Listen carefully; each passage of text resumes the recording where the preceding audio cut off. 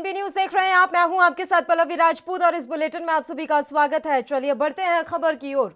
उत्तर प्रदेश के मुख्यमंत्री योगी आदित्यनाथ ने 4 साल का सफर तय कर लिया है। योगी ने अपने कार्यकाल में सूबे को दंगा मुक्त रखने के साथ साथ यूपी को बीमारू राज्य से निकालकर आधुनिक प्रदेश बनाने की इबारत लिखी है।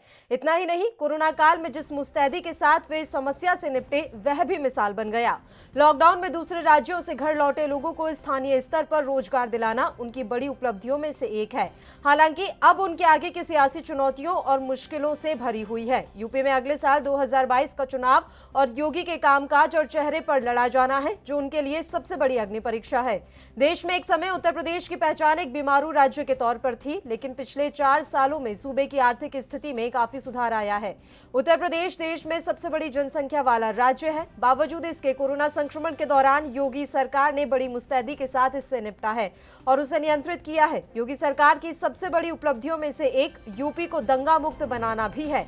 मुख्यमंत्री योगी आदित्यनाथ खुद लगातार कह रहे हैं कि हमारी उत्तर प्रदेश की सरकार को 4 साल हो गए हैं, लेकिन एक भी दंगा इन 4 सालों के दौरान नहीं हुआ। उत्तर प्रदेश सबसे ज्यादा एयरपोर्ट वाला राज्य बन गया है। सूबे में कुल 7 एयरपोर्ट हो गए हैं, जहां से उड़ानें भी शुरू हो चुकी हैं। इसके अलावा यूपी में Purvanchal expressway, Bundelkhand expressway, Ganga expressway, Gorakhpur link expressway और बलिया लिंक एक्सप्रेसवे ऐसी आधुनिक और चौड़ी सड़कें बनाई जा रही हैं। इसके अलावा यमुना और लखनऊ एक्सप्रेसवे से पूर्वांचल और बुंदेलखंड हाईवे को भी जोड़ने की प्लानिंग है। पीएम मोदी ने इसे आधुनिक यूपी के आधुनिक इंफ्रास्ट्रक्चर की शुरुआत बताया था।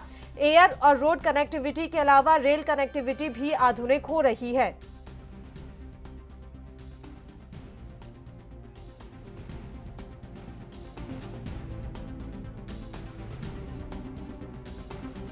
उत्तर प्रदेश में ठीक आज ही के दिन 4 वर्ष पहले भारतीय जनता पार्टी नेतृत्व की सरकार के सामने उत्तर प्रदेश का दायित्व हमारी सरकार ने संभाला था और पिछले 4 वर्षों के दौरान आदरणीय प्रधानमंत्री जी के मार्गदर्शन में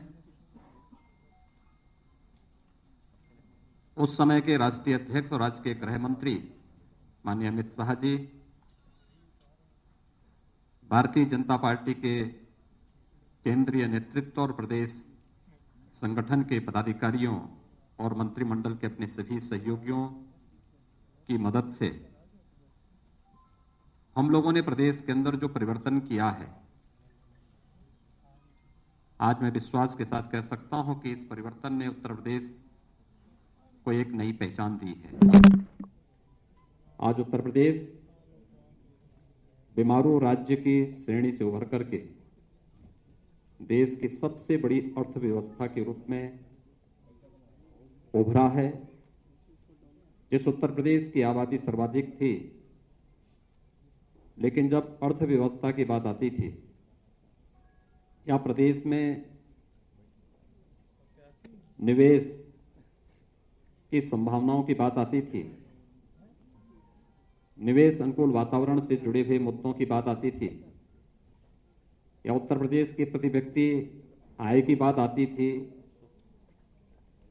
तो इसमें हम लोग प्रथम 3 स्थानों में कहीं नहीं टिकते थे। यही नहीं, प्रदेश के अंदर बेरोजगारी की दर, आबादी अधिक थी तो बेरोजगारी की दर भी उतनी ही अधिक होगी।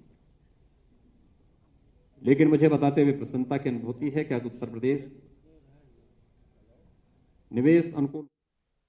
और आइए अब आपको ग्राफिक्स के जरिए समझाते हैं योगी आदित्यनाथ की 4 साल की बड़ी बड़ी उपलब्धियां और इसके अलावा उनके लिए आने वाले समय में क्या कुछ चुनौतियां हो सकती हैं। उपलब्धियां हैं, देश में यूपी दूसरे इकोनॉमी वाला राज्य बन गया है और कोरोना से निपटने में योगी सरकार अव्वल रही है। ये योगी सरकार की उपलब्धियां हम आप तक पहुंचा रहे हैं ग्राफिक्स के जरिए। अपराधियों पर सख्त और दंगा मुक्त यूपी बनाने के लिए काफी सराहनीय कार्य योगी आदित्यनाथ के द्वारा किए गए हैं। आधुनिक यूपी एक्सप्रेसवे से बेहतर और कनेक्टिविटी हम देख रहे हैं कि कितनी स्ट्रांग हो चुकी है। और अगर चुनौतियों की बात करें तो 2022 का विधानसभा चुनौती एक अग्नि परीक्षा के तौर पर योगी आदित्यनाथ के सामने खड़ा हुआ है। उनके सामने सर्व समाज का नेता बनने और ऐसी छवि बनाने की बड़ी चुनौती है। किसान की नाराजगी को दूर कर करना भी उनके सामने बड़ी चुनौती है। स्थानीय स्तर की समस्या से निजात और लोगों से संवाद वो किस तरीके से बेहतर बनाएंगे, ये देखने वाली बात रहेगी। हालांकि उनके खाते में उपलब्धियां जो हैं वो थोड़ी ज्यादा हैं।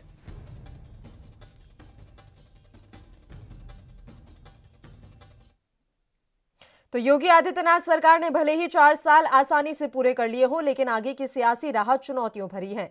चलिए अब आपको सुनाते हैं कि इस मौके पर योगी सरकार के नुमाइंदों ने क्या कुछ कहा। और जनता खुशहाल, मैं यह कह सकता हूं कि 4 साल की जो उपलब्धियों से भरा हुआ यह समय है, उत्तर प्रदेश के इतिहास में इससे अच्छा खुशी का अवसर दूसरा नहीं रहा है। उत्तर प्रदेश का जो 4 वर्ष है वो उत्तर प्रदेश के इतिहास में स्वर्णिम अक्षरों में लिखा जाएगा। इसमें माननीय मुख्यमंत्री जी के सबल नेतृत्व में उत्तर प्रदेश ने दिन प्रतिदिन विकास के नए आयामों को छुआ है।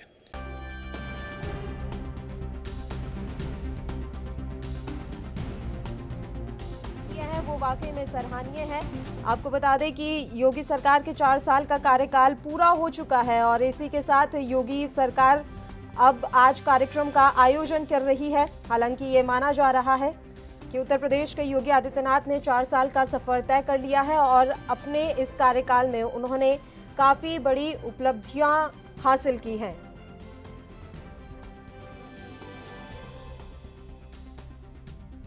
योगी ने अपने कार्यकाल में सूबे को दंगा मुक्त रखने के साथ साथ यूपी को बीमारू राज्यों से निकालकर आधुनिक प्रदेश बनाने की इबारत लिखी है। इतना ही नहीं, कोरोना काल में जिस मुस्तैदी के साथ वे इस समस्या से निपटे वह भी मिसाल बन गया।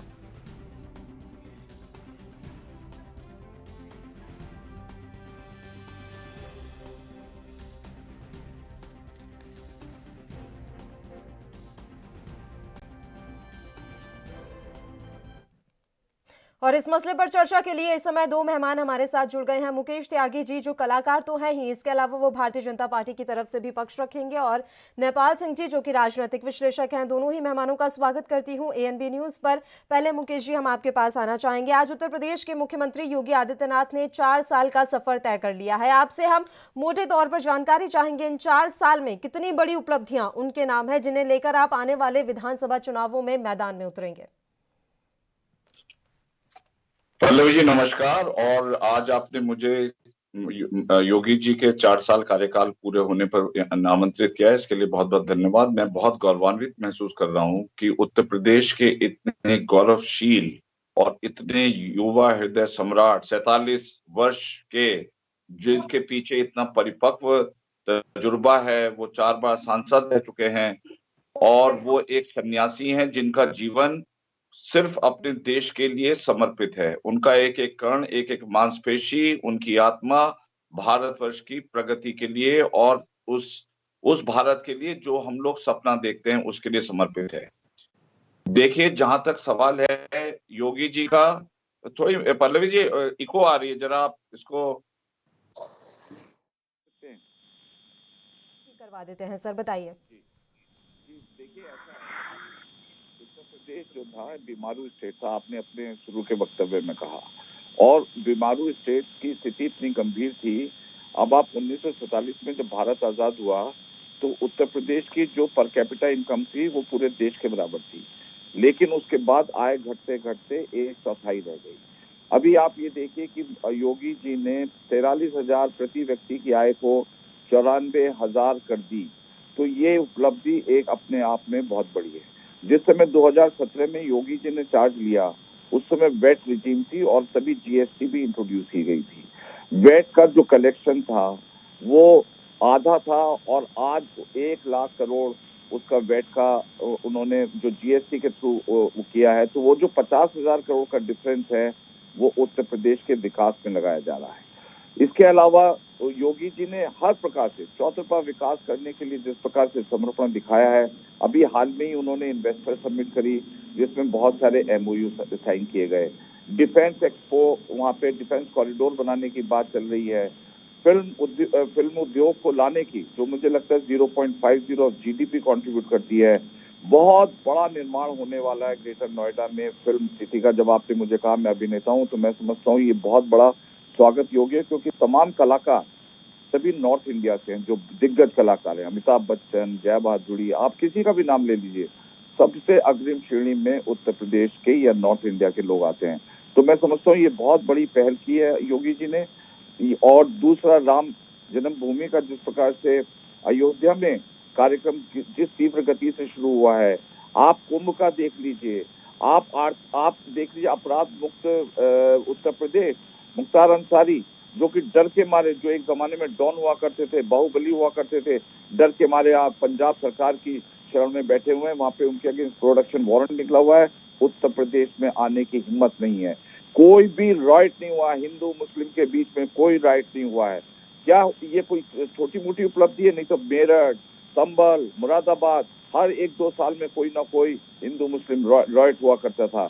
लेकिन जब से योगी जी ने चार्ज संभाला है, सारे के सारे अपराधी चूहे के बिल की तरह अंदर घुस चुके हैं। महिलाओं के प्रति सुरक्षा आप देखिए किस प्रकार से, बहुत लोगों ने उनकी आलोचना करी है कि साहब उन्होंने जो है वो मजनू कांड और क्या क्या कौन से गैंग वो खोले हुए हैं जिससे महिलाओं की आजादी पर, लेकिन महिलाओं का कितना शोषण होता था, कितनी उनके साथ ईव टीजिंग होती थी। योगी जी के आते ही वो भय मुक्त उत्तर प्रदेश बन गया है। मैं तो समझ रहा हूँ योगी जी ने इस उत्तर प्रदेश को सर्वोत्तम प्रदेश बनाया है। ईज ऑफ डूइंग बिजनेस में नंबर 2 है। हमारी जो उत्तर प्रदेश की इकॉनमी, देखिए मैं उत्तर प्रदेश से ही आता हूँ तो मैं इसमें बहुत गौरवान्वित महसूस कर रहा हूँ।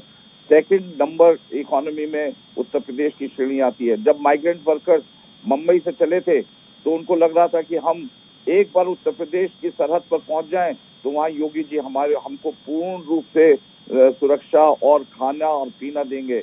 मोदी जी की तमाम स्कीम, चाहे वो आयुष्मान भारत हो, चाहे वो किसान निधि सम्मान हो, और तमाम जितनी भी नीतियां हैं उनको बहुत सशक्त रूप से इम्प्लीमेंट करने में, अगर देखिए जैसे ही उन्होंने 30 दिन में चार्ज लिया था, उन्होंने T20 की गति से जैसे IPL का मैच खेल रहे हो, एक भी दिन का अवकाश नहीं लिया, 300 आदेश किए 30 दिन के अंदर। ये व्यक्ति मैं समझता हूँ कि इतना मेधावी है और इतना एडमिनिस्ट्रेटिवली प्रशासनिक रूप से इतनी अत्यधिक क्षमता है। 20-20 घंटे काम करने वाला व्यक्ति अपराध को खत्म कर दिया, भ्रष्टाचार को खत्म कर दिया, विकास के तमाम आयाम उन्होंने जोड़ दिए। आप उपलब्धियों की मैं कर रहा हूँ तो शायद आपका कार्यक्रम मुझे लगता है छोटा पड़ जाएगा। मैं समझता हूँ कि दूसरे वक्ता को बोलने का इसमें मौका देना चाहिए। आगे मैं बात करता हूँ। Thank you Pallavi. बिल्कुल, आप लगातार जुड़े रहिए सर हमारे साथ। डॉक्टर सिंह का रुख कर लेते हैं। डॉक्टर सिंह, एक राजनीतिक विश्लेषक होने के नाते राजनीति का सफर योगी आदित्यनाथ का अब तक का किस तरीके से देख रहे हैं आप, और एक सीएम के तौर पर कैसे देख रहे हैं? धन्यवाद पल्लवी जी। बाकी उपलब्धियों के बारे में तो हमारे साथी ने सब बहुत कुछ बताया है। मैं राजनीतिक रूप से एक चीज आपको थोड़ा सा संज्ञान डालना चाहूंगा या प्रकाश डालना चाहूंगा। किसी भी राजनीति से जनता की क्या अपेक्षा होती है और जनता उसको कैसे इवेल्युएट करती है। तो मेरा ऐसा अनुभव है, ऐसा मानना है, पूर्व हमारे इतिहास में भी लिखा गया है, ग्रंथों में लिखा गया है कि सबसे पहले राजा का एक पहला कर्म है कि वो निर्भीक हो, यानी कि विषम परिस्थिति में उसके अंदर निर्भीकता हो। दूसरा, उसका वो न्याय संगत हो। तीसरा, जनता कितनी भी भ्रष्ट हो लेकिन उसका राजा ईमानदार हो। चौथा, वो उच्चारण और आचरण में फर्क ना करता हो। यदि इन 4 पैमाने पर योगी आदित्यनाथ को देखें तो जब सबसे ज्यादा विषम परिस्थिति हमारे सामने आई, कोरोना की, माइग्रेंट लेबर की, योगी जी ने पूरे साहस के साथ, अपनी पूरी फोर्स के साथ बहुत मेहनत से काम किया। वो उसके लिए धन्यवाद के बहुत ही बड़े, मतलब मैं अपने दिल से भी धन्यवाद करता हूँ। मेरा कोई पार्टी से कोई ऐसा लगाव नहीं है, बट मैं उनकी इस कार्य के लिए धन्यवाद देता हूँ। दूसरा, उन पर आज तक कोई भी आरोप भ्रष्टाचार या चारित्रिक भ्रष्टाचार का नहीं है। जो एक जिस वो वेशभूषा से आते हैं, जिस वो धर्म ग्रंथ से आते हैं, जिस वो परिपाटी से आते हैं, उन्हें उसको आचरण और उच्चारण में पूरी तरीके से लागू किया।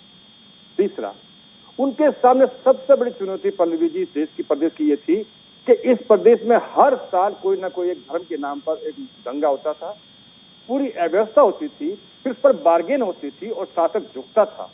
यहाँ शासक झुका नहीं और दंगा हुआ नहीं। ये सबसे बड़ी उपलब्धि है।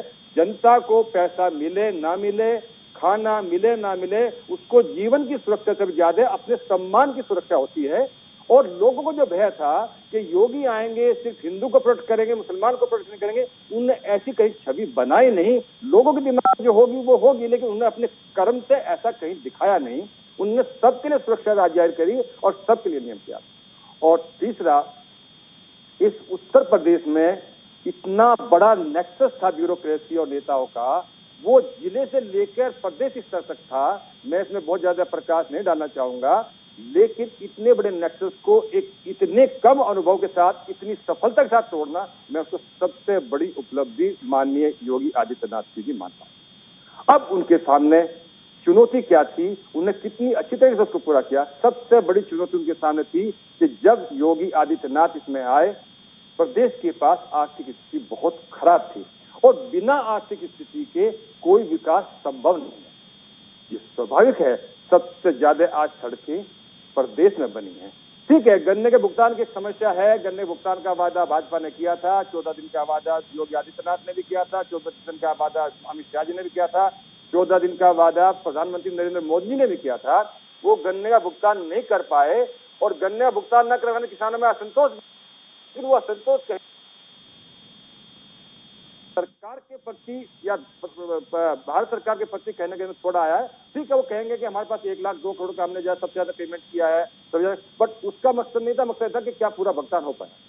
अब मेरा जो इसमें यह है कि जो कल आपके कुछ टीवी चैनल ने दिखाया कि एबीपी ने भी अपना सर्वे दिया है, टी न्यूज वाले ने भी दिया है, सभी ने अपने सर्वे दिए हैं, 300 से ऊपर को दिखाया है। इसमें कोई शक नहीं कि योगी आदित्यनाथ को इस बार विकसित करने में कोई ज्यादा दिक्कत नहीं होनी चाहिए, लेकिन एक बीमारू प्रदेश को एक कंट्री की नंबर 2 आर्थिक अर्थव्यवस्था बना देना और उसको शायद हो सकता है वो कुछ समय बाद नंबर 1 अर्थव्यवस्था भी हो जाए, ये एक बहुत बड़ा योगी आदित्यनाथ के सामने चैलेंज था।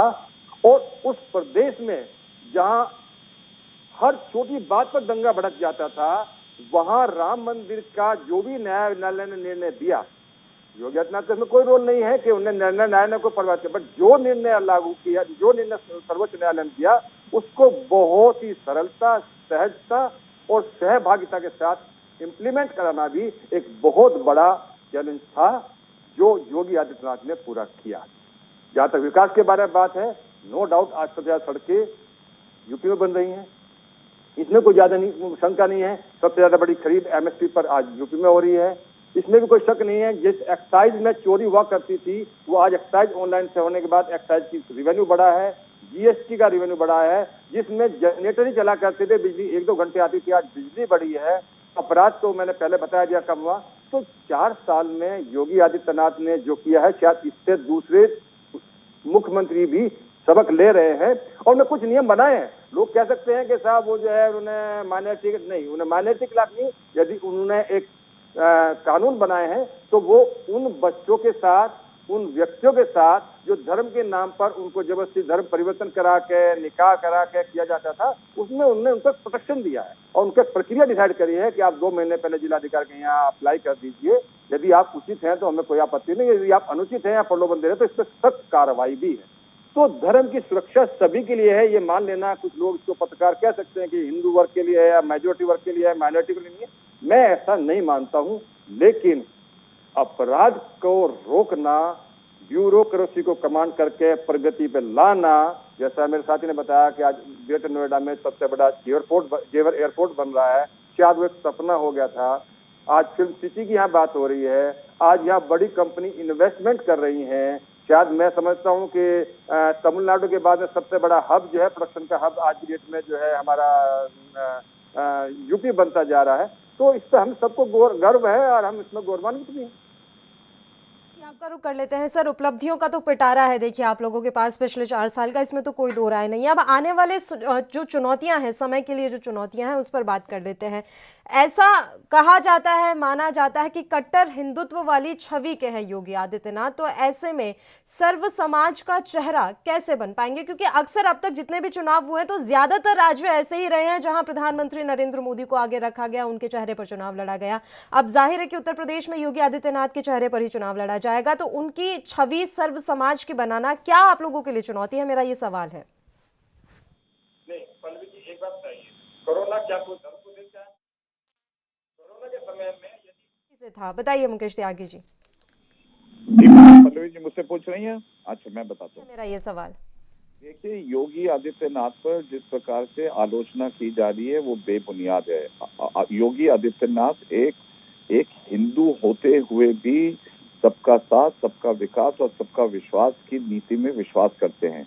अगर आप उनका घर का जो उनके घर का काम देखता है वो एक मुसलमान है।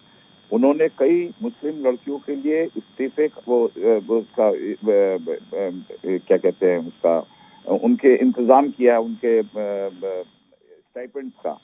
और उनका सिर्फ एक ही उद्देश्य है, एक ही सिद्धांत है। अगर देश के प्रति, देश के खिलाफ, देश की कोई मुखालफत करता है या देश के इंटरेस्ट की मुखालफत करता है तो वो देश के लिए दुश्मन है। उसको बोलने में उनको कहीं कोई शर्म नहीं आती। अब वो किस तबके से आता है, किस मजहब से आता है, इससे उनका लेना देना कोई नहीं है। वो मुस्लिम को भी उतने दिल से गले से लगाते हैं जितने हिंदू को लगाते हैं या और किसी को लगाते हैं। वहां भेदभाव की कहीं कोई रेखा नहीं खींची हुई। उनका सिर्फ एक ही मापदंड है, अगर आप देश के खिलाफ काम कर रहे हैं, चाहे आप हिंदू हो, मुस्लिम हो, सिख हो, ईसाई हो, तो आप देश के दुश्मन है। और उसके सबसे बड़े दुश्मन ये ट्विन इंजन की सरकार है, मोदी और योगी जी की सरकार। मैं समझता हूँ कि ये सुनहरा काल है उत्तर प्रदेश के लिए। 4 साल में जिस प्रकार से त्वरित प्रगति की है योगी जी और मोदी जी के समन्वय ने, मैं समझता हूँ इससे बड़ा सुनहरा काल दोबारा उत्तर प्रदेश के इतिहास में कभी नहीं आया होगा। तो मैं ये समझ रहा हूँ कि उन्होंने देखिए किस प्रकार से भय मुक्त कर दिया है उत्तर प्रदेश में। किसी ने कहा है कि सबसे बड़ी इंपॉर्टेंट, एक अमेरिकन फिलोसफर थे रॉबर्ट, उन्होंने कहा सबसे इंपॉर्टेंट शासक की जो होती है सोशल ट्रस्ट होती है। अगर सोशल ट्रस्ट बनाने में कोई भी शासक कामयाब हो गया तो समझ लीजिए कि उसकी सबसे बड़ी उन्नति, सबसे बड़ा उपलब्धि है। क्योंकि आप कैपिटल बना सकते हैं, आप ह्यूमन कैपिटल बना सकते हैं, लेकिन सोशल ट्रस्ट का मतलब है जनता आप पे विश्वास पूर्ण रूप से करती है। और यही सबसे बड़ी उनकी पूंजी है। ये जो वो कहते हैं कथनी और करनी में कहीं कोई फर्क नहीं, पारदर्शिता के साथ उनकी प्रशासनिक व्यवस्था है। उत्तर प्रदेश में जितने भी भ्रष्टाचारी ब्यूरोक्रेट थे, उन्होंने सबसे अपने मंत्रियों को कहा कि कोई भी व्यक्ति 5,000 रुपए से ज्यादा का अगर गिफ्ट लेगा तो वो उस गिफ्ट को जो है गवर्नमेंट के उसमें डिपॉजिट करेगा। तो ये इस प्रकार की उन्होंने रूपरेखा तैयार करी कि कहीं कोई प्रलोभन ना आ जाए, कहीं कोई लालच ना आ जाए। क्योंकि पुरानी सरकार पल्लवी जी, इतने भ्रष्टाचार, उनका फिरौती देखिए कितनी होती थी, कितने किडनैपिंग होती थी, किस प्रकार से बाहुबली खुल करके सड़कों पर आकर के गरीब लोगों को, दलितों को, किसानों को, ये आड़ती लोग, अभी हमारे मित्र ने कहा किस प्रकार से मंडियां उत्तर प्रदेश के अंदर इतनी सफल पूर्वक चल रही। सबसे ज्यादा मंडियां उत्तर प्रदेश के अंदर है। एमएसपी जो 1.5 गुना लागत का दे रही है उत्तर प्रदेश की मंडी, गेहूं खरीद केंद्र, आलू खरीद केंद्र, उनको तमाम रेम्यूनरेटिव प्राइसिंग मिल रही है।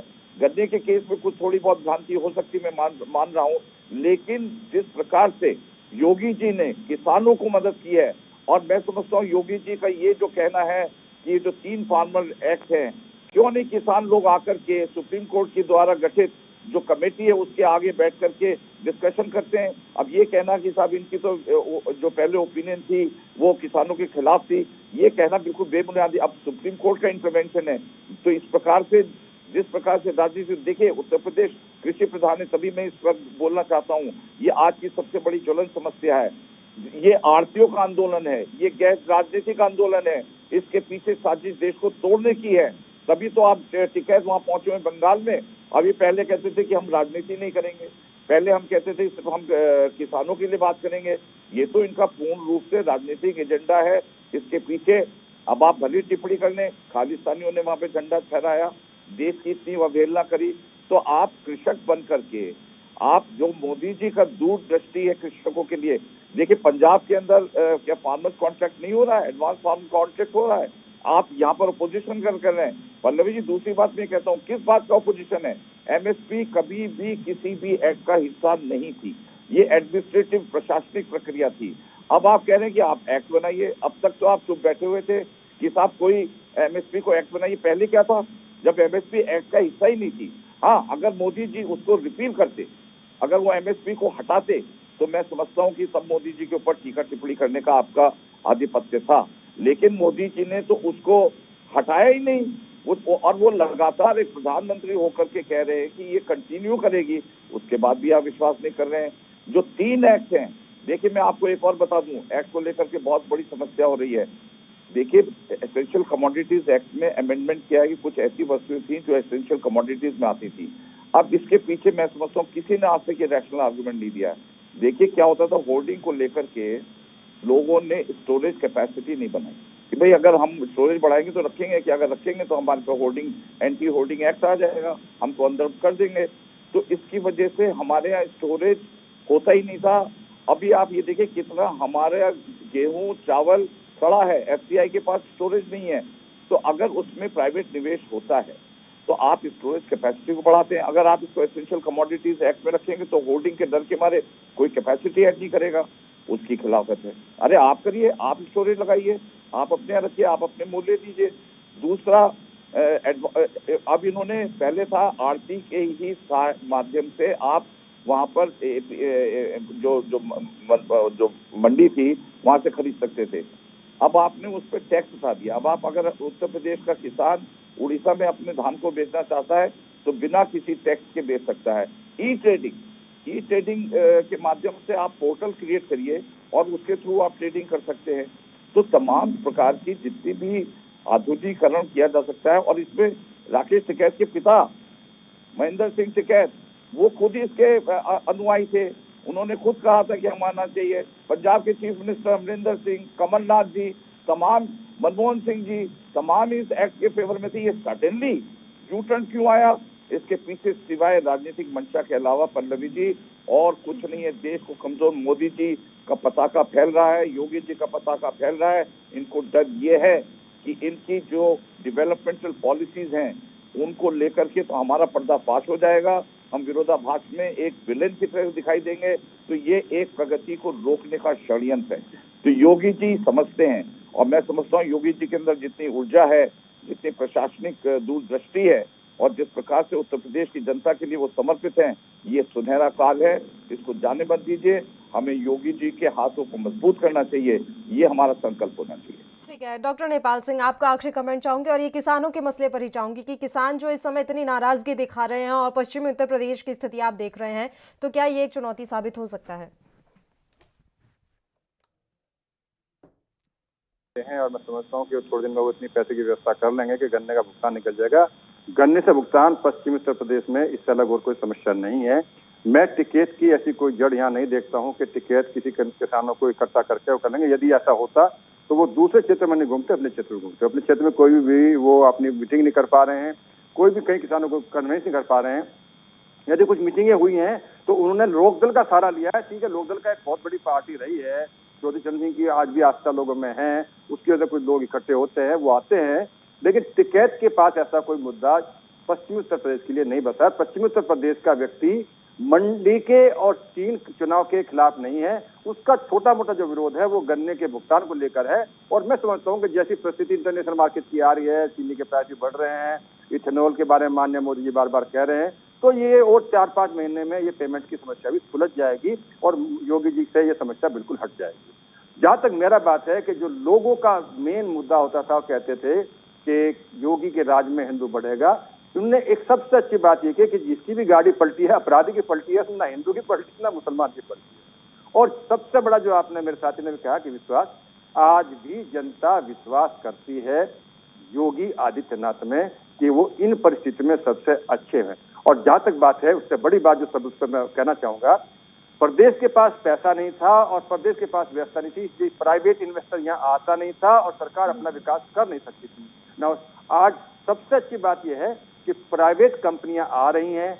योगी आदित्यनाथ ने एम्प्लॉयमेंट क्रिएट करने के लिए बहुत अच्छा हर जिले पर अपना एक डाटा बनाया है, विस्थापित लेबर का भी डाटा बनाया है। वो कहीं ना कहीं एक अच्छा सिग्नल यूथ के माइंड में दे रहा है। यूथ को थोड़ा सा अब माइग्रेशन करने की जरूरत नहीं पड़ रही है। मुंबई की और महाराष्ट्र की स्थिति थोड़ी और खराब होती जा रही है, चाहे वो रीजनल में है, चाहे पॉलिटिकल इंस्टेबिलिटी वजह से है। तमिलनाडु यूपी का आदमी जाएगा नहीं, तो इसलिए जो लोग आदित्यनाथ की छवि और अच्छी होगी। और जहां तक बात है आस्था की, आस्था आएगी, राम मंदिर भी जब तक बन जाएंगे तो मैं समझता हूं कि ऐसा कोई बड़ा मुद्दा बचेगा नहीं। जहां तक किसान की बात है, पल्लवी जी, मैं एक बात बहुत स्पष्ट कर दूं, किसान का मुद्दा ढीला पड़ जाएगा। ये एक बहुत ऑर्गेनाइज मुद्दा है, मैं किसी के विरोध में नहीं बोल रहा हूँ, बट लेफ्ट के लोग एक बहुत अच्छा आंदोलन चलाना जानते हैं, वो बहुत अच्छी मीडिया और अपना पीआर मैनेजमेंट कर लेते हैं, छोटी भीड़ को भी बहुत बड़ी भीड़ बता सकते हैं, उनके पास बहुत बड़े संसाधन, पुराना एक नेटवर्क पूरा दुनिया के लेवल पर है। जैसे ही ये सब चीजें ये थी, एक पूरी प्लान थी कि दिल्ली में कोई झगड़ा होगा, किसानों नाम पे कोई झगड़ा होगा, ये झगड़ा को ले जाकर पश्चिम बंगाल में और जो है आपका केरल में इनकेस किया जाएगा कि जलियांवाला बाग बना दिया दिल्ली में। मैं ऐसा समझता हूँ कि किसान अब इससे धीरे धीरे हट रहा है और पॉलिटिकल पार्टी जैसे सारी आ जाएंगी तो वो अपने आप में क्रेडिट लेने के लिए खुद टूट जाएंगे।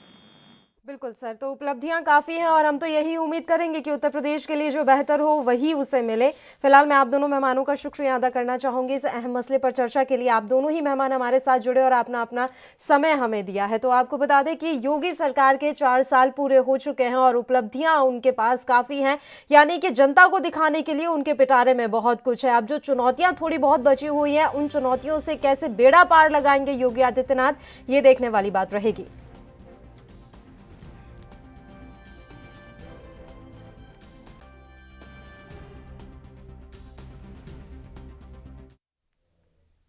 और चलिए अब आपको वो तस्वीरें दिखा देते हैं और बाइट सुना देते हैं कि 4 साल के कार्यकाल पूरा होने पर सरकार के नुमाइंदों ने क्या कुछ कहा। और जनता खुशहाल, मैं यह कह सकता हूं कि 4 साल की जो उपलब्धियों से भरा हुआ यह समय है, उत्तर प्रदेश के इतिहास में इससे अच्छा खुशी का अवसर दूसरा नहीं रहा है। उत्तर प्रदेश का जो 4 वर्ष है वो उत्तर प्रदेश के इतिहास में स्वर्णिम अक्षरों में लिखा जाएगा। इसमें माननीय मुख्यमंत्री जी के सबल नेतृत्व में उत्तर प्रदेश ने दिन प्रतिदिन विकास के नए आयामों को छुआ है।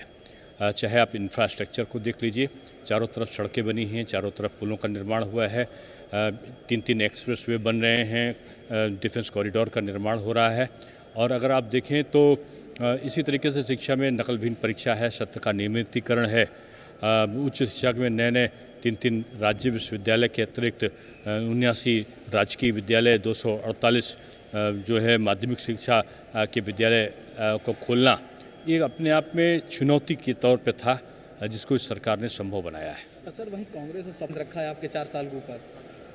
हाँ, निश्चित रूप में है वो, उनको इस बात की हताशा है कि इतना काम कैसे हो सकता है 4 वर्षों में। ये लोगों के लिए आश्चर्य है और हम समझता हूँ विपक्ष के लिए भी आश्चर्य है।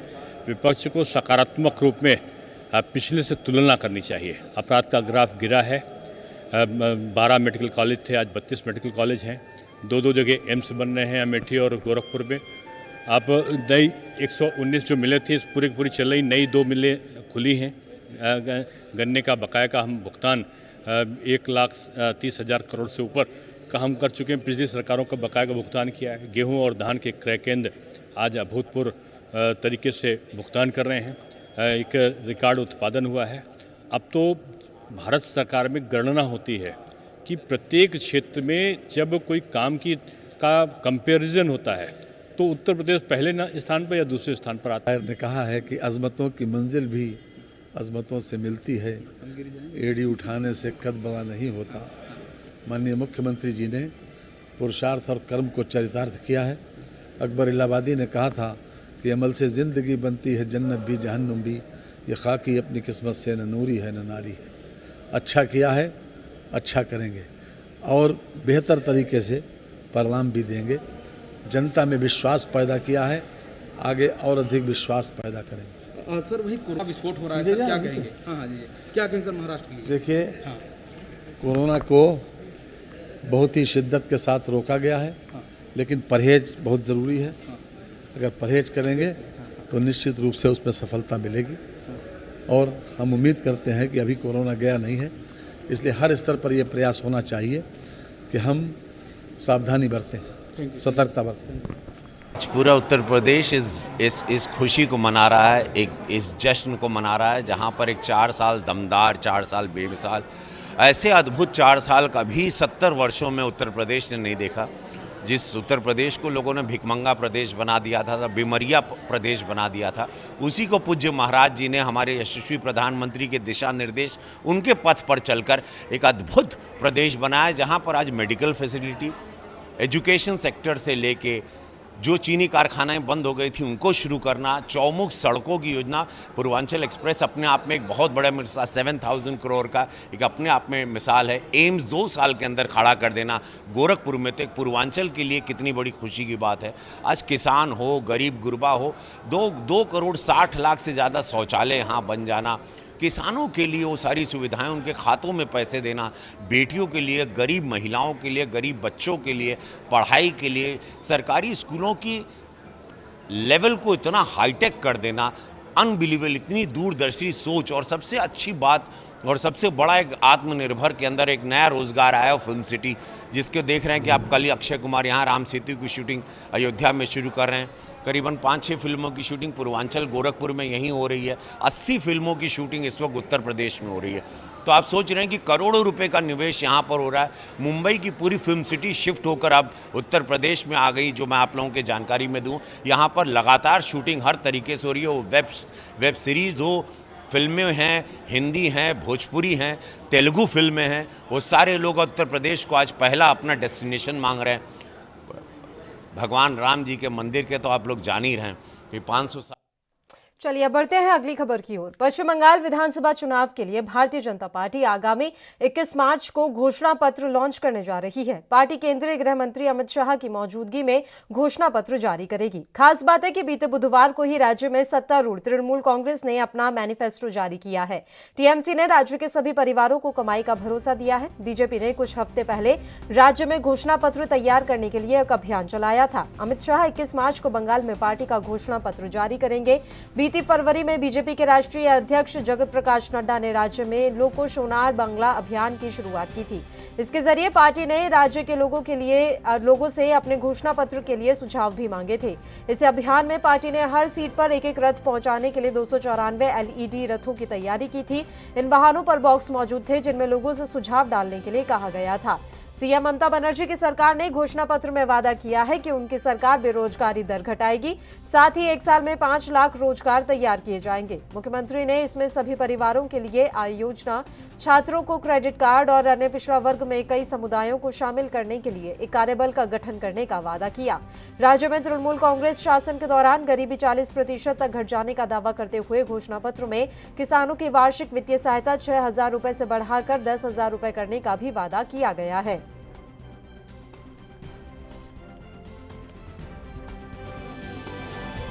की क्वीन बोल रही है, डेमोक्रेटिक तरीके से चुनाव होने से बंगाल में ममता बनर्जी का हार तैयार है, इसलिए ऐसा बोल रहा है। अभी भी गलत तरीके से पूरा एडमिनिस्ट्रेशन को, पुलिस को इस्तेमाल कर रहे हैं और कुछ घुसपैठियों को देकर, पाकिस्तानी को देकर कैंडिडेट को रोक रहा है, पुलिस खड़ा होकर देख रहा है। इधर तो चल रहा है, रुकना मुश्किल है। जनता साथ है, भारत माता की जय होगा। पश्चिम बंगाल में इस महीने के आखिर में वोटिंग की शुरुआत होने जा रही है। 27 मार्च से राज्य में 8 चरणों में विधानसभा के चुनाव संपन्न कराए जाएंगे। भारतीय जनता पार्टी ने बंगाल में दीदी के किला को फतह करने के लिए एड़ी चोटी का जोर लगा दिया है। इस मसले पर चर्चा की शुरुआत करेंगे, लेकिन उससे पहले नेताओं की प्रतिक्रिया सुनिए आप। मैं समझता हूं कि केंद्र की सरकार में जो भी है, जहां अहंकार और गुरूर की भाषा उनके लोग बहुत बोलते हैं, हमने इससे बड़ी मेजॉरिटी देखी है। वक्त के धुंध में सिकंदर कब गुम हो जाते हैं ना पता नहीं चलता। सर आप एक और सवाल सर, ममता बनर्जी के साथ ममता बनर्जी ने कहा कि हम जब एनसीटी का बिल आने वाला है तो हम अरविंद केजरीवाल के साथ खड़े हैं, ये लड़ाई उनकी भी नहीं, ये हमारी भी लड़ाई है। हमने भी नेता प्रतिपक्ष तेजस्वी जी ने बिल्कुल सही संदर्भ में पक्ष में समर्थन दिया है और हमने ये भी कहा कि हमें उम्मीद थी कि अरविंद केजरीवाल जी कश्मीर के वक्त में ऐसा ही सोचते हैं। प्रधानमंत्री शिक्षा की बात, विकास की बात, रोजगार की बात बंगाल में कर रहे हैं, यूपी में क्यों नहीं करते? मध्य प्रदेश क्यों नहीं करते? गुजरात क्यों नहीं करते? कर्नाटक क्यों नहीं करते? जहां आपकी सरकारें हैं वहां आपने कितने लोगों को नौकरियां दी हैं? आपने क्या विकास किया है? आपने शिक्षा में क्या तब्दीली लाए हैं? आप समझते हैं कि बंगाल कोई हिंदुस्तान का हिस्सा नहीं है, कि उनको पता नहीं चलेगा कि भारतीय जनता पार्टी की सरकारें जहां हैं वहां आप क्या कर रहे हैं? आपके पास तो सिर्फ एक ही काम है कि नफरत का बीज बो दो और उसको बड़ा पेड़ बरगद की तरह बना दो। ये काम आप पूरे देश में कर रहे हैं और यही काम आप बंगाल में करना चाहते हैं। लेकिन ये नहीं कहता हूं कि ममता बनर्जी दूध में धुली, लेकिन प्रधानमंत्री से बहुत अदब से पूछना चाहता हूं, ये जो अरबों रुपया आप इलेक्शन में खर्च करते हैं, ये जो आपकी एक एक डाइस कई कई करोड़ में बनती है, ये जो दिल्ली का ऑफिस 7 स्टार है, करोड़ों रुपए में बना है, हर प्रदेश, ब्लॉक और हर जिले में बीजेपी अपने ऑफिस बना रही है, आरएसएस का शानदार ऑफिस बन रहा, ये पैसा कहां से आ रहा है? ये दौलत, अथा दौलत आपकी कोई पेड़ लगा रखा है आपने जिससे झड़ते हैं? आप दूसरों के ऊपर इल्जाम लगाते हैं, लेकिन अपनी तरफ देखिए, जितनी बेईमानी आपकी सरकारों में है इतनी तो शायद कहीं नहीं। प्रधानमंत्री की आदत है वो इस तरीके के नारे लगाते रहते हैं, वो इस तरीके की जुमलेबाजी करते रहते हैं। वो तो अमित शाह जी ने भी कहा था कि हमारे प्रधानमंत्री जुमला बोलते हैं, 15 लाख का बोला। टीएमसी साफ हो या साफ ना हो, इससे हमें कोई कंसर्न नहीं है, लेकिन देश के हालात ऐसे हैं कि बीजेपी को साफ होना चाहिए। देश के अंदर अगर संविधान की इज्जत होगी तो तब होगी, रोजगार मिलेगा तो तब मिलेगा, पार्लियामेंट के कन्वेंशंस बाकी रहेंगे तो तब रहेंगे जब भारतीय जनता पार्टी सत्ता से बाहर हो जाए। लीजिए ना, आप पूछ लीजिए, जितना करेगा उतना उसका वोट का सत्यानाश हो जाएगा। देखते रहिए, ये सब गुंडागर्दी कौन कर रहा है ये सबको मालूम है, नाम तो मालूम है सब लोग को। स्वयं का जी कौन है, शेख सुफियान कौन है, सब लोग को मालूम है। इतना चिंता का कोई बात नहीं है, नंदीग्राम का लोग जागृत है। चिंता और इस मसले पर चर्चा की शुरुआत कर लेते हैं। हमारे साथ 2 मेहमान इस समय लाइव जुड़ गए हैं। प्रदीप भटनागर जी जो कि भारतीय जनता पार्टी से हैं, इनके अलावा नीरज राय जी जो कि टीएमसी के प्रवक्ता हैं। दोनों ही मेहमानों का स्वागत है एएनबी न्यूज पर। प्रदीप भटनागर जी, आपके साथ शुरुआत कर लेते हैं। सर, टीएमसी ने तो अपना घोषणा पत्र जारी कर दिया है, अब आपके घोषणा पत्र की बारी है और इंतजार भी है कि आप क्या वादा करना चाहेंगे पश्चिम बंगाल के जनता से। जी, हमारा भी भारतीय जनता पार्टी का भी पश्चिम बंगाल की जनता के लिए घोषणा पत्र 21 तारीख को आ जाएगा। और हमारे भारत के जो गृह मंत्री हैं श्री अमित शाह जी इसको करेंगे और भारतीय जनता पार्टी के वरिष्ठ नेता भी हैं, उसकी घोषणा करेंगे 21 तारीख को। घोषणा पत्र जारी होगा। उस घोषणा पत्र में देखिए क्या क्या हमारे संगठन ने पश्चिम बंगाल की जनता के लिए क्या क्या रखा है। हाँ, मैं तो यही चाहूंगा अपनी पार्टी से भी कि लालच ना हो, भला हो जनता का, ऐसा घोषणा पत्र आना चाहिए। सबका साथ सबका विकास उसमें होना चाहिए उस घोषणा पत्र के अंदर, जहाँ जो उस जनता वो उस माटी मानुष को चाहिए, ना कि बम बनाने की फैक्ट्री। ऐसा घोषणा पत्र होना चाहिए और आएगा भी ऐसा। आपके चैनल के माध्यम से कहता हूँ, जनता के भले का, जनता के हित के लिए घोषणा पत्र आएगा। लुभावन वादे नहीं होंगे, काम होगा, उस घोषणा पत्र में ये सब होगा।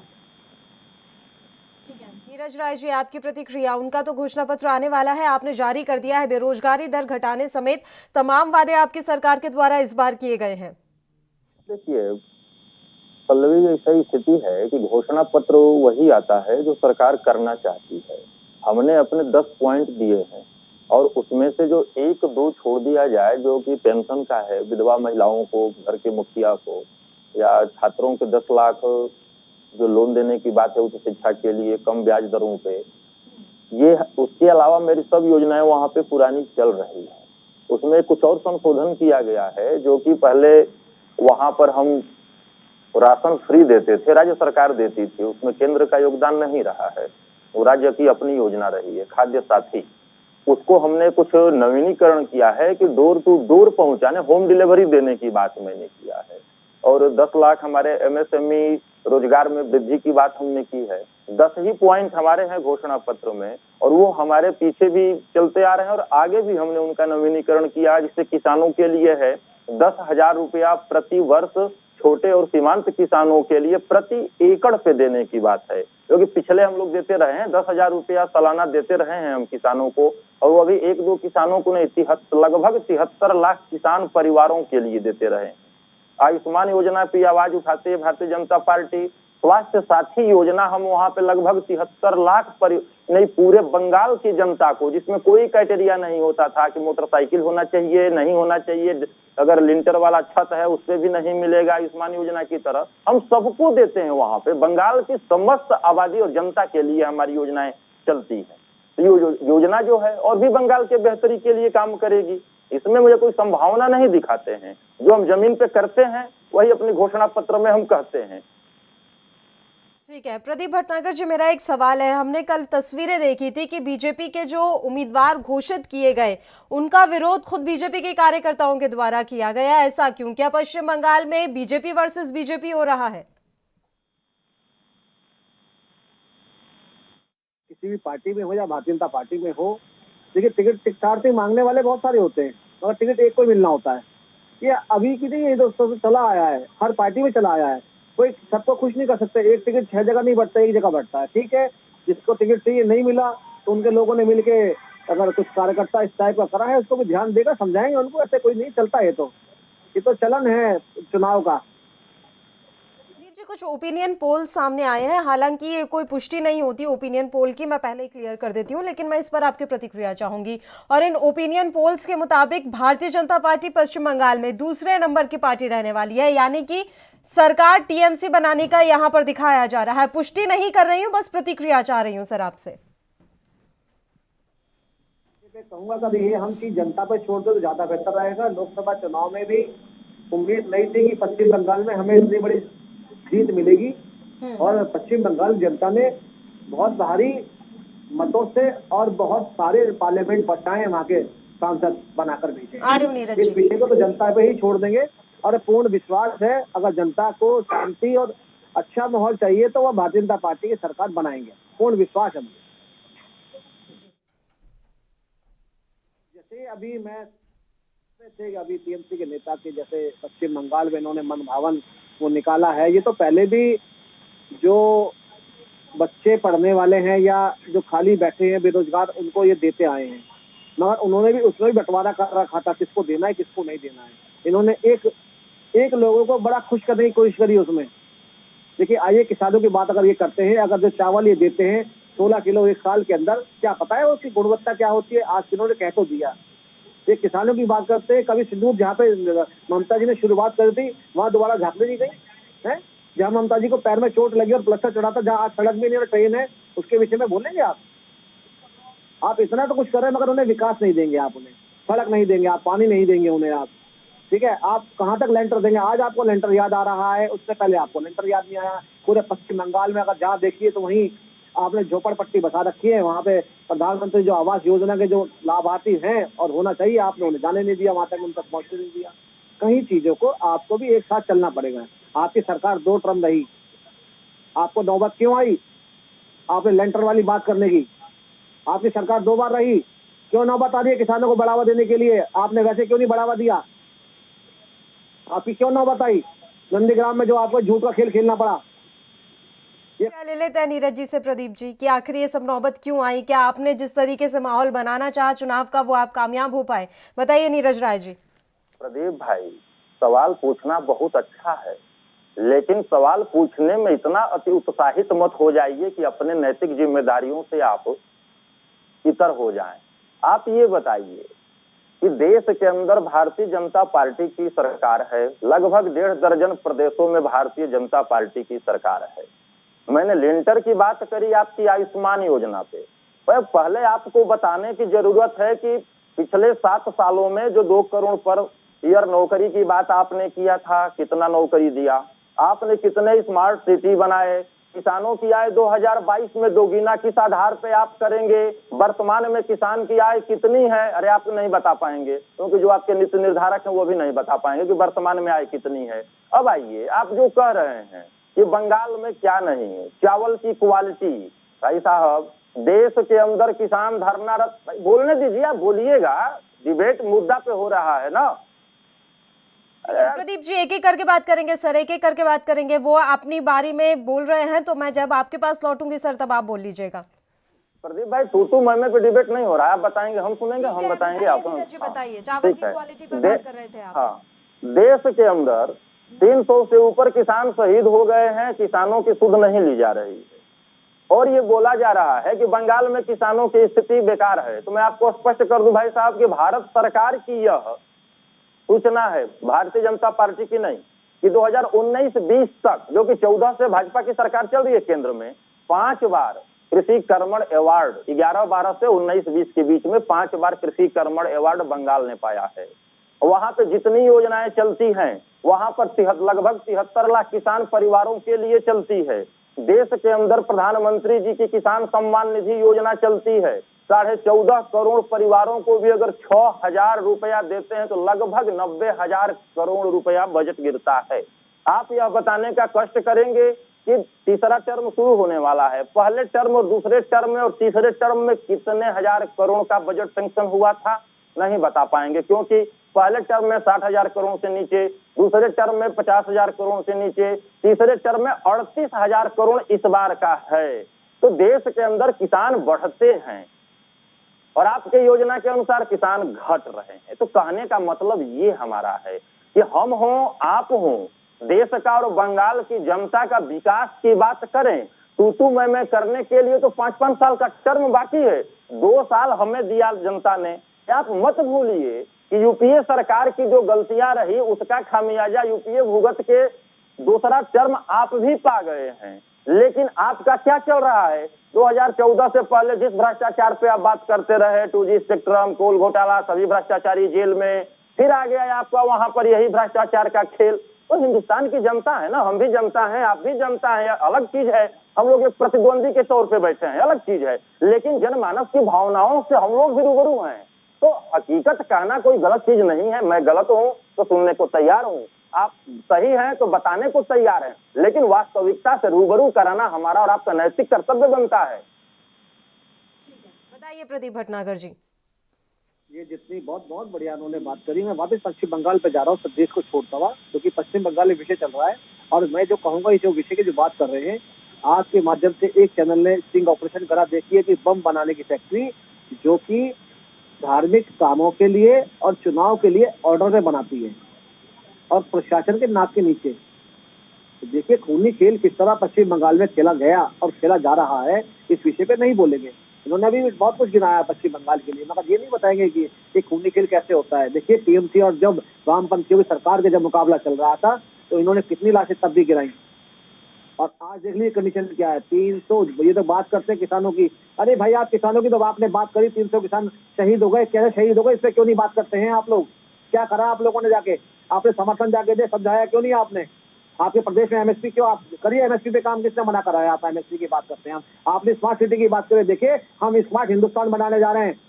आपने स्मार्ट सिटी की बात करिए, बनारस चले जाइए, काशी चले जाइए और जाइए देखिए जाके अयोध्या चले जाइए। आप स्मार्ट सिटी के, आप स्मार्ट देश बनाने के चक्कर में लगे, और आप जैसे लोग जो मनोबल डाउन करते हैं ना, आपको भी सोचना पड़ेगा कि कहीं अच्छे कामों में खड़ा होना चाहिए। देखिए दूसरी चीज आइए पश्चिम बंगाल पे। आप पश्चिम बंगाल की बड़ी अच्छी बातें रखी आपने।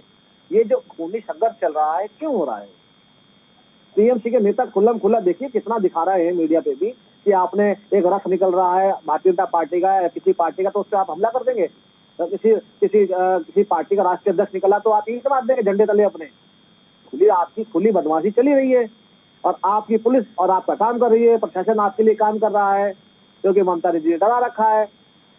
क्या करेंगे वो? आप उस विषय पे नहीं बोलेंगे। आप ओपनली दिखाया है, आज सुबह भी दिखाया है बम बनाते हुए, कैसे खुल के बम बन रहे हैं।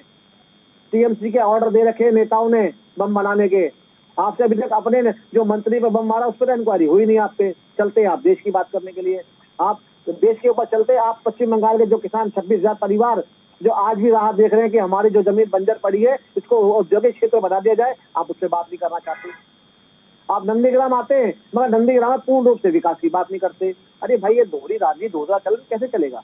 10 वर्ष आपको 10 वर्ष वक्त बहुत बड़ा होता है काम करने के लिए। आप चाहते तो पश्चिम बंगाल को हीरा बना देते, मगर आपने वहां भी जाति और धर्म बांट के काम किया आप लोगों ने वहां पे, ये भी देखा है लोगों ने। आप ये ना बोलिए। एक आखिरी कमेंट ले लेती हूँ सर नीरज जी से, क्योंकि समय की भी बहुत कमी है हमारे पास। अब यहाँ पश्चिम बंगाल में तो यही बैठे हैं सत्ता पर, तो एक कमेंट इनका बनता है, बताइए। बता दूं पहले भटनागर भाई साहब कि मैं बेसिकली काशी से ही हूँ, तो बगल में गाजीपुर पड़ता है। तो पूरे पूर्वांचल क्या पूरे प्रदेश के भी अगर स्थिति के बारे में पूछे तो मैं डीपली चर्चा कर सकता हूँ। ये वही प्रदेश उत्तर प्रदेश है। एक अपराधी 8-8 पुलिस वालों को शहीद कर देता है, कहीं आपराधिक रिकॉर्ड में उसका नाम नहीं रहता है। 15 दिन भी नहीं हुआ कि कासगंज में एक फर्जी दारू बनाने वाला जो है पुलिस वाले को, आगरा के पुलिस वाले को शहीद कर देता है। कोई ऐसा जिला और ऐसा ब्लॉक नहीं है जहां पर की बच्चियां हमारी सुरक्षित हों। रोज अखबार का न्यूज और टीवी पे चलता है, जब यूपी का हूं तो खुद सुनता हूं। अब आइए आपकी बंगाल की जो बात आपने कहा, सुनिए भैया, सुनिए ले, अरे भाई साहब सुन लीजिए। आपने कहा कि बंगाल में बम बनाने की फैक्ट्री है, ठीक है।